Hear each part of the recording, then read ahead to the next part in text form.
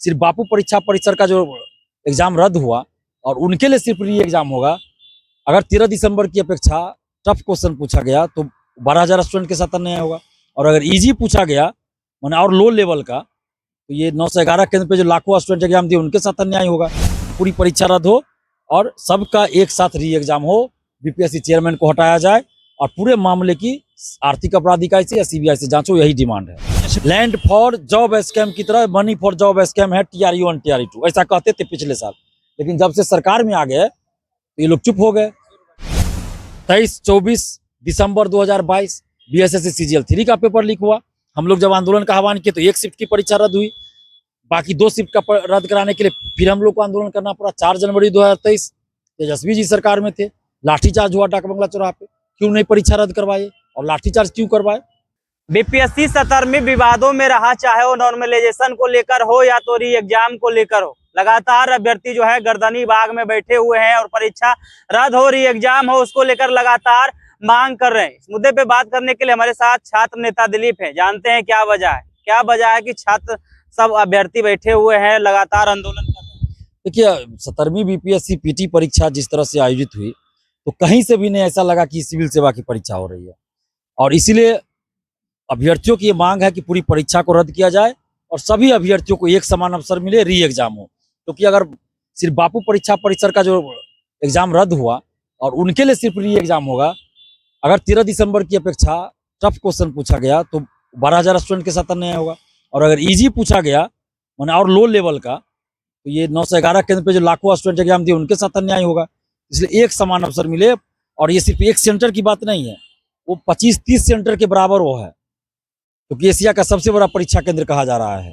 तो 25-30 सेंटर के बराबर, यानी 25-30 सेंटर पे गड़बड़ी हुई और बाकी और भी जगह कुछ कुछ गड़बड़ियां हुई है। इसलिए पूरी परीक्षा रद्द हो और सबका एक साथ री एग्जाम हो, बीपीएससी चेयरमैन को हटाया जाए और पूरे मामले की आर्थिक अपराध इकाई से या सीबीआई से जांच हो, यही डिमांड है। तेजस्वी यादव भी कल छात्रों के साथ पहुंचे थे गर्दनी बाग में, कई मुद्दों पे बात करते हुए नजर आ रहे थे, कैसे देखते? देखिए, अब वो विपक्ष में है तो जरूर आएंगे, जब सरकार में रहते हैं तब क्या करते हैं ये भी देखने वाली बात है। और हम तो कहते भी रहे हैं कि जिन नेताओं को अभ्यर्थियों का समर्थन करना, आंदोलन का समर्थन करना है, तो वो बीपीएससी ऑफिस जाकर आंदोलन करें, ज्यादा अच्छा रहेगा। लेकिन नाखून कटाकर शहीद होने वाली बात, ये अच्छी बात नहीं है। चिराग पासवान जी हो, जीतन राम मांझी जी हो, विजय सिन्हा जी हो, सम्राट चौधरी जी हो, ये भी जब विपक्ष में थे तो जो भी आंदोलन होता था तो समर्थन करते थे। लैंड फॉर जॉब स्कैम की तरह मनी फॉर जॉब स्कैम है TRU 1 TRU 2, ऐसा कहते थे पिछले साल, लेकिन जब से सरकार में आ गए तो ये लोग चुप हो गए, सुर बदल गया। अभी आंदोलन हो रहा है तो चुप है। तो इसी तरह तेजस्वी यादव जी अभी विपक्ष में है तो बोल रहे हैं, जब सरकार में थे तब क्या किए? ये तो ये भी बोले हैं कल कि 17 महीने की सरकार में कोई पेपर लीक नहीं हुआ, तो झूठ बोल गए। 1 अक्टूबर 2023 तेजस्वी जी सरकार में थे, सिपाही भर्ती का पेपर लीक हुआ, परीक्षा रद्द हुई। 23-24 दिसंबर 2022 BSSC CGL 3 का पेपर लीक हुआ। हम लोग जब आंदोलन का आह्वान किए तो एक शिफ्ट की परीक्षा रद्द हुई, बाकी 2 शिफ्ट का रद्द कराने के लिए फिर हम लोग को आंदोलन करना पड़ा। 4 जनवरी 2023 तेजस्वी जी सरकार में थे, लाठीचार्ज हुआ डाक बंगला चौराहे पे। क्यों नहीं परीक्षा रद्द करवाए और लाठीचार्ज क्यों करवाए? मार्च 2023 फूड कॉर्पोरेशन की परीक्षा हुई, उसका पेपर लीक हुआ। जुलाई 2023 LRC अमीन का पेपर लीक हुआ, उसका क्यों नहीं परीक्षा रद्द करवाई? तेजस्वी जी सरकार में थे। तो बिहार में किसी भी पार्टी की सरकार रही हो, किसी भी गठबंधन की सरकार रही हो, पेपर लीक होता रहा है, धांधली सेटिंग होती रही है, और अभ्यर्थी जब आंदोलन करते हैं तो लाठीचार्ज होता रहा है। शुरू दिन की अगर बात कर लिया जाए तो गर्दनी बाग आप भी गए, अभ्यर्थियों के साथ देखे, लेकिन क्या वजह रहा कि अभ्यर्थियों से दूरी बना रहे हैं? अभ्यर्थियों से हम दूरी नहीं बना रहे हैं, मंच से दूरी बना रहे हैं। क्योंकि जिस मंच पे अगर वैसे शिक्षक आएंगे जो धांधली सेटिंग में संलिप्त रहे, या वैसे नेता आएंगे, कोई भी नेता है पॉलिटिकल पार्टी, तो मेरा सिद्धांत रहा कि हमारे आंदोलन में कोई नेता या शिक्षक नहीं आते हैं। हम हाथ जोड़कर विनती करते हैं कि आप लोग को करना है आंदोलन तो अपने अपने स्तर से कीजिए, छात्रों के भीड़ में नहीं आने की जरूरत है, क्योंकि इससे आंदोलन कमजोर होता है। सरकार को लगता है कि कोचिंग शिक्षक आंदोलन करवा रहे हैं, सरकार को लगता है कि विपक्षी पार्टियां आंदोलन करवा रही है, तो इससे आंदोलन कमजोर होता है। छात्र आंदोलन का मतलब छात्र आंदोलन, छात्र छात्राएं उसमें रहे। और हमने पहले भी कहा था 18-19 तारीख को भी मंच से कि इस आंदोलन में नेताओं को मत आने दीजिएगा, जिन नेताओं को समर्थन करना है उनसे कहिएगा कि जाके बीपीएससी ऑफिस आंदोलन करें। लेकिन सीआर को लेकर भी बयान दिए थे, शिक्षकों का भी बयान सामने आ रहा है।